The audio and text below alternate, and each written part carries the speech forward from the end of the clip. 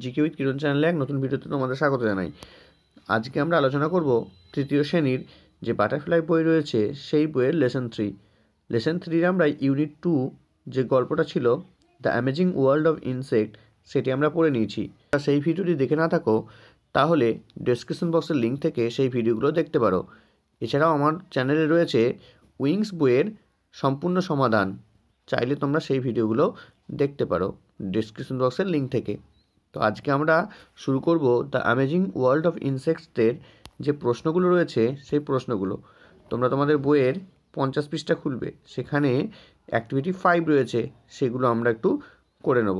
চলো কি বলেছে দেখো এখানে অ্যাক্টিভিটি 5-এ বলা হয়েছে you have ever seen this insect. তুমি কি এই সমস্ত পতঙ্গগুলোকে আগে কখনো দেখেছো? আইডেন্টিফাই দ্য ইনসেক্টস, এই পতঙ্গগুলোরকে তুমি চিহ্নিত করো with the help of their names given below, নিচে যে নামগুলো দেওয়া রয়েছে সেগুলো দিয়ে। তো চলো আমরা দেখে নিচ্ছি কোনটার কি নাম। দেখো এখানে অনেকগুলো নাম দেওয়া রয়েছে, হানিবিজ,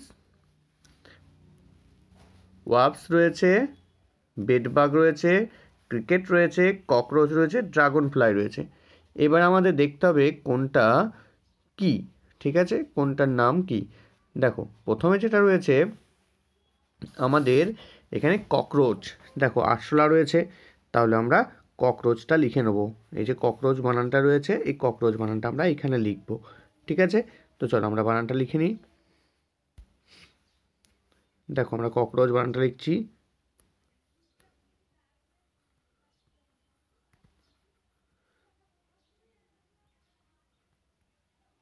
আর ও এ সি এইচ, ককরোচ। তোমরা এখানে ককরোচ বানানটা লিখবে, ঠিক আছে। তারপর দেখো এটা হচ্ছে আমাদের ওয়াস্প, মানে বলতা, আমরা এই বানানটা কিন্তু এখানে লিখে নেব।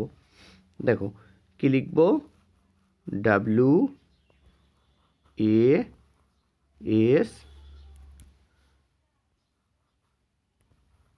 S P, wasp. পরে দেখো এটা আমাদের ছাড় পোকা, ঠিক আছে। ছাড় পোকা ইংরেজি কি আমাদের বেডবাগ, আমরা লিখব বেডবাগ। দেখো এখানে বেডবাগ লিখছি,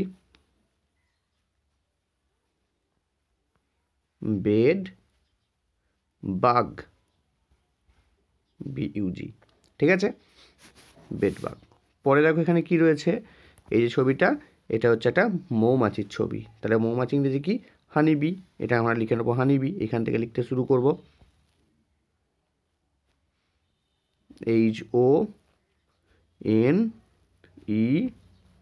HONEY, হানি, বি, বি, ঠিক আছে, এইভাবে কিন্তু আমরা লিখব। চলো এরপরে আমরা দেখে নিচ্ছি কি আছে। দেখো এখানে আমরা লিখব dragon fly, DRAGON, dragon, FLY, dragon fly, এভাবে কিন্তু আমরা লিখব। পরে আমরা এখানে কি লিখব, ক্রিকেট, CRICKET,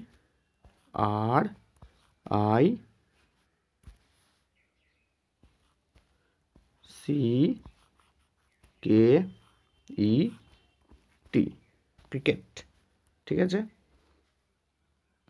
তো এইভাবে কিন্তু আমরা স্পেলিংগুলো লিখে নেব। তো এরপরে আমরা দেখে নিচ্ছি একটা রাইমস রয়েছে, সে রাইমসটা আমরা একটু পড়ব। দেখো প্রথম রাইমস যে লাইনটা রয়েছে একটু পড়ে দিচ্ছি, সেগুলো দেখো। Incy wincy spider climbed up the water spout, down came the rain and washed the spider out, out came the sun and dried up all the rain, so Incy Wincy Spider climbed up the sprout again.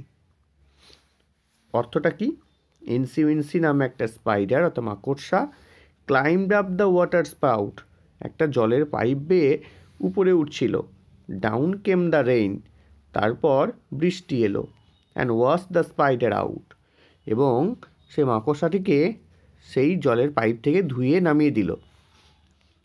Come out come the sun, তারপর সূর্য উঠল, and dried up all the rain, সমস্ত বৃষ্টির জলকে শুকিয়ে দিল। So ইনসি wincy spider, তারপর সেই উইনসি উইনসি spider climb up the sprout again, তারপর সেই ইনসি উইনসি স্পাইডার আবার সেই পাইপ বেয়ে উপরে উঠল। তো এইটা হচ্ছে এর বাংলা অর্থ। খুব সুন্দর একটা রাইমস, তোমরা মুখস্থ করবে এবং গানের মতো করে ছড়াটা বলবে, ঠিক আছে? চলো এরপরে আমরা যেটা আছে সেটা দেখে নিচ্ছি। চলে এসেছি অ্যাক্টিভিটি 6-এ। অ্যাক্টিভিটি 6-এ বলা হয়েছে, দেখো এখানে বলেছে যেগুলো বলছে হু অ্যাম আই, অর্থাৎ আমি কে সেটা নির্ণয় করতে হবে। তাহলে এখানে আমরা দেখতে পাচ্ছি যে আমি এখানে কে সেটা কিন্তু আমাদের বলতে হবে। দেখো, I live with my friends in a hive. আচ্ছা, আমি একটি চাকে আমার বন্ধুদের সঙ্গে বাস করি। আই স্টোর হানি, আমি মধু সঞ্চয় করি। হু অ্যাম আই, তাহলে হু অ্যাম আই এখানে আমি কে, আমি এখানে হচ্ছে কী হবে, হানি বি, ঠিক আছে? তাহলে আমি লিখব I am honey B. I am honey B, ঠিক আছে? আমি লিখে নেব আই অ্যাম হানি বি। পরে কি আছে? পরে দেখো এখানে রয়েছে আই ওয়ার্ক ভেরি হার্ড, বলছে আমি কঠোর পরিশ্রম করি, আমি কঠোর পরিশ্রম করি। I store food for the future, আমি ভবিষ্যতের জন্য খাবার সঞ্চয় করে রাখি। হু অ্যাম আই, তাহলে আমি কে? তাহলে এখানে আমি হচ্ছে অ্যান্ট, অর্থাৎ পিঁপড়ে। পিঁপড়ে তাকে খাবার সঞ্চয় করে রাখে, সেজন্য এখানে লিখতে হবে অ্যাম অ্যান্ট, ঠিক আছে? আই অ্যাম অ্যান্ট, এটা কিন্তু আমরা লিখব, ঠিক আছে? তো চলো পরে দেখি কি আছে। তো দেখো এখানে আমরা করে নিচ্ছি সিএরটা কী বলেছে। সিএরটা বলছে আই সাক ব্লাড অফ অ্যানিমালস, আমি প্রাণীদের রক্ত চুষে খাই। আই স্প্রেড ম্যালেরিয়া, আমি ম্যালেরিয়া ছড়াই। হু অ্যাম আই, আমি তাহলে কে? তো এখানে আমি হবে মশা, মশা ইংরেজি কি? মসকিউটো। তাই লিখে নেব আই অ্যাম এ মসকিউটো,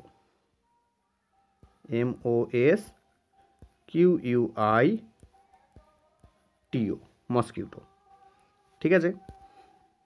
পরে দেখো কি আছে, আই অ্যাম ভেরি স্মল, আমি খুব ছোট। I glow brightly in the darkness, আমি অন্ধকারে উজ্জ্বল হয়ে আলো দিই। হু অ্যাম আই, আমি কে এখানে? তো আমি এখানে হয়ে যাবে গ্লো ওম, তাহলে আমি লিখব I am glow worm,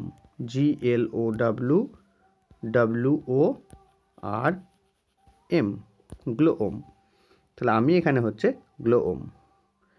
I have colourful wings, আমার রঙিন ডানা রয়েছে। I suck nectar from flowers, আমি ফুল থেকে মধু খাই, মানে নেকটার মানে মকরন্দ। তাহলে হু অ্যাম আই, আমি কে?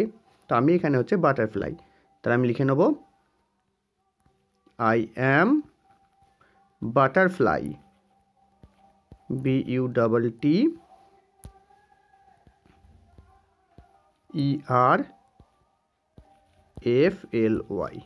বাটারফ্লাই, ঠিক আছে?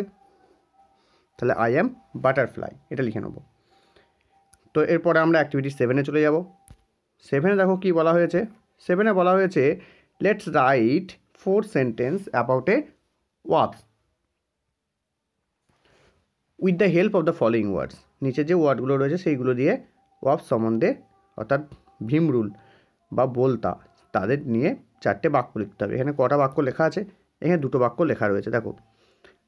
দ্য ওয়াফস is a common insect, it is yellow in colour. 2টো বাক্য লেখা আছে, আমাদের 4টে বাক্য লিখতে হবে। দেখো প্রথম বাক্যটা কিন্তু এই কমন দিয়ে হয়ে গেছে, দ্বিতীয় বাক্যটাও ইয়েলো দিয়ে হয়ে গেছে। তারপর দেখো শার্প স্ট্রিং দিয়ে একটা বাক্য করতে হবে, পরেগুলো দিয়ে একটা বাক্য তৈরি করতে হবে। তো আমি কী করব, প্রথমে দেখো এখানে বলা হয়েছে শার্প স্ট্রিং। শার্প স্ট্রিং দিয়ে আমরা কী বাক্য লিখব? ইট হ্যাজ শার্প স্ট্রিং, তাহলে আমরা এখানে করে নেব, আমরা কি করব? It has sharp string.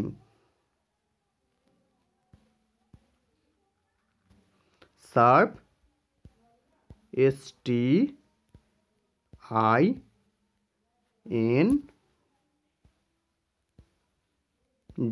Sting, it has সাবস্টিং, একটা করে নিলাম। পরে দেখো 4 উইংস রয়েছে, 4 উইংস দিয়ে আমরা কী করব, লিখব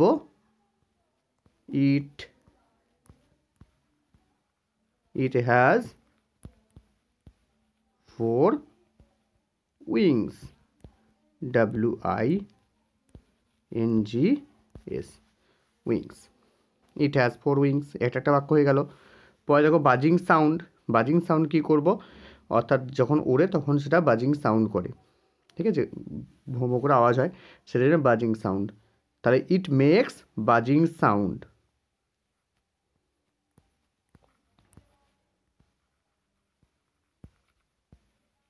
মেক্স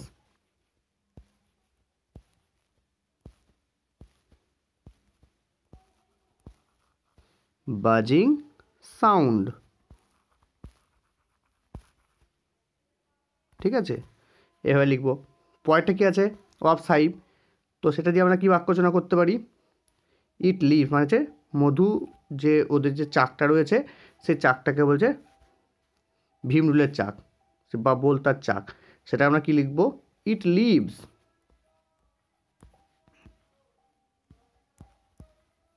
ইট লিভস